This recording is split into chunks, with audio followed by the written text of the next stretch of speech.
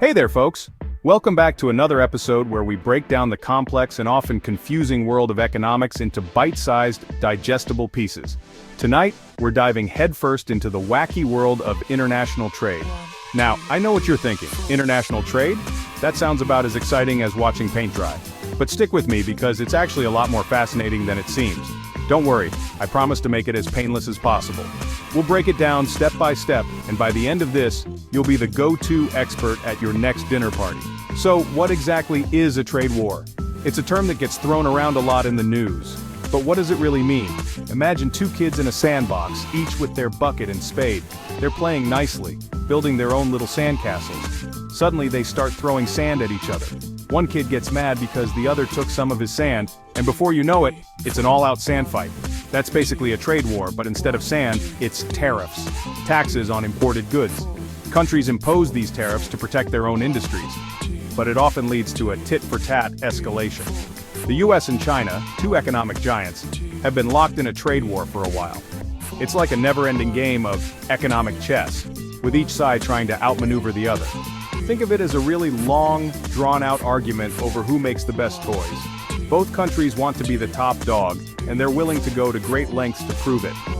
This trade war has been going on for a while, and frankly, it's getting a bit old. The constant back and forth is exhausting for everyone involved, from government officials to everyday consumers. So buckle up because things are about to get interesting, and by interesting, I mean potentially disastrous. The stakes are high, and the outcome could have far-reaching consequences for the global economy. Trade wars aren't a new phenomenon. History is filled with examples of countries clashing over trade policies, often leading to economic downturns and hardship for ordinary people. Economists and experts are constantly debating the impact of these trade wars. Some argue that they protect domestic jobs and industries, while others believe they do more harm than good by disrupting global supply chains. For small business owners and local shops, the effects can be particularly harsh. Higher tariffs mean higher costs for imported goods, which often get passed down to consumers in the form of higher prices. And let's not forget about the average consumer. When prices go up, it hits everyone's wallet. Families might find themselves paying more for everyday items, from groceries to electronics. Politicians often promise to resolve these trade disputes through negotiations and new trade agreements. But as we've seen, these solutions are rarely quick or simple. Around the world, people are demanding fairer trade practices. Activists argue that trade policies should benefit everyone, not just the powerful nations and big corporations. Despite the challenges, there's hope. By working together and finding common ground, countries can create trade policies that promote economic growth and fairness for all. So, there you have it, folks. International trade might not be as fun as it sounds, but it's incredibly important. And now, you're a little more informed about the complexities behind those headlines. Thanks for tuning in, and we'll see you next time for another deep dive into the world of economics. Stay curious and keep learning. Remember those tariffs we talked about? They were a significant part of the economic landscape during Trump's presidency. Well, former President Trump really seemed to like them. He believed that imposing tariffs was a strategic move to level the playing field between the US and China. He slapped a whole bunch of them on Chinese goods coming into the US. These tariffs affected a wide range of products, from electronics to clothing, and even everyday household items. Why? Well, he claimed it was to protect American jobs and businesses. The idea was to make Chinese products more expensive, encouraging consumers to buy American-made goods instead. He argued that China was playing unfairly, stealing intellectual property, and generally being a bit of a nuisance. This wasn't just about economics. It was also about national pride and security. Think of it like this. Imagine your neighbor keeps borrowing your lawnmower but never lets you borrow their leaf blower. It's frustrating and feels unfair, right? Annoying, right? That's kind of what Trump was going for, except with billions of dollars worth of goods instead of gardening equipment. The trade imbalance between the US and China was a significant concern. Of course, China wasn't too thrilled about these tariffs. They saw it as an aggressive move that could harm their economy and international standing. After all, nobody likes being on the receiving end of a trade war. The tension between the two countries escalated, affecting global markets and international relations. So, naturally, they decided to fight back. China imposed its own set of tariffs on American goods, targeting industries that were crucial to the US economy, like agriculture and manufacturing. American farmers, for instance, were hit hard. China was a major market for crops like soybeans, and the tariffs made it much more difficult for farmers to sell their produce. Similarly, U.S. manufacturers faced increased costs for raw materials and components, which affected their competitiveness and profitability. Economic analysts warned that the trade war could have long-term consequences for both economies, potentially leading to slower growth and higher prices for consumers. Despite the tensions, there were ongoing efforts to negotiate a resolution. Both sides knew that a prolonged trade war was not in their best interests. Eventually, there were some agreements and compromises, but the relationship between the U.S. and China remained complex and fraught with challenges. The trade war highlighted the interconnectedness of the global economy and the delicate balance of international trade relations. For everyday consumers, the impact was felt in the form of higher prices for goods and uncertainty about the future of the economy. The trade war with China was a significant chapter in recent history, reflecting broader themes of economic competition, national security, and global interdependence.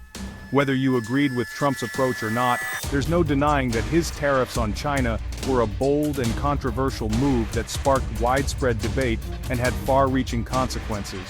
As we look to the future, the lessons learned from this trade war will continue to shape the policies and strategies of both nations. China, not one to back down from a challenge, retaliated with tariffs of their own. They targeted American goods like soybeans, cars, and lobsters. Remember those kids in the sandbox? Well, now they're both throwing sand, and it's getting everywhere. The trade war was officially on, and everyone was feeling the effects. This back-and-forth tariff battle had some pretty serious implications for both countries. Businesses were getting nervous, consumers were starting to feel the pinch, and the global economy was watching with bated breath. So what happens when two economic powerhouses start throwing tariffs at each other? Well, nobody really wins. The trade war between the United States and China has been a significant event in recent years, capturing headlines and affecting economies worldwide. When these two giants clash, the repercussions are felt far and wide. The U.S. economy took a hit, with certain industries feeling the pain more than others. Manufacturing sectors in particular faced severe disruptions. Factories that once buzzed with activity found themselves eerily silent, and the ripple effects were felt across the supply chain. Farmers, for example, saw their exports to China plummet. Soybean farmers, who had relied heavily on the Chinese market, suddenly found themselves with surplus crops and no buyers. This led to financial strain and uncertainty for many in the agricultural sector. Meanwhile, China's economy also experienced some turbulence. The stock market saw significant drops, and business confidence wavered. Companies that had thrived on exporting goods to the U.S. now faced declining orders and increasing uncertainty. Their manufacturing sector, which relies heavily on exports, faced some challenges. Factories that once operated around the clock were now cutting back on shifts or even shutting down entirely. Workers found themselves without jobs, and the economic strain was palpable. It was like a game of economic hot potato, with both sides getting burned. The back and forth of tariffs and retaliations created an environment of instability and unpredictability, making it difficult for businesses to plan for the future. And it wasn't just the US and China feeling the heat. The trade war sent shockwaves through global markets. European stock markets experienced fluctuations, and traders around the world watched anxiously as the situation unfolded. The global economy is interconnected, so when two major players start a trade war, everyone feels the ripple effects. International trade networks which rely on stability and predictability were thrown into disarray. Shipping containers sat idle, and businesses worldwide had to navigate the new, uncertain landscape. The economic impacts of the US-China trade war serve as a stark reminder of how interconnected our world has become and how actions in one part of the globe can have far-reaching consequences. Section 5. What's next? Predicting the unpredictable. The million-dollar question, of course, is, what happens next? Honestly, it's anyone's guess. Will the US and China find a way to play nice and reach a trade agreement? Will they continue to escalate the trade war, slapping on even more tariffs? Or will they find some other way to resolve their differences? The future of the global economy might just depend on the answer. Section 6. Global domino effect, trade war spreads. Remember those ripple effects we talked about? Well, they weren't just limited to the US and China. The trade war had a domino effect, impacting countries all over the world. Countries that rely heavily on trade with either the US or China felt the squeeze. It was like being caught in the middle of a family feud, except this feud involved billions of dollars in global trade. Section 7.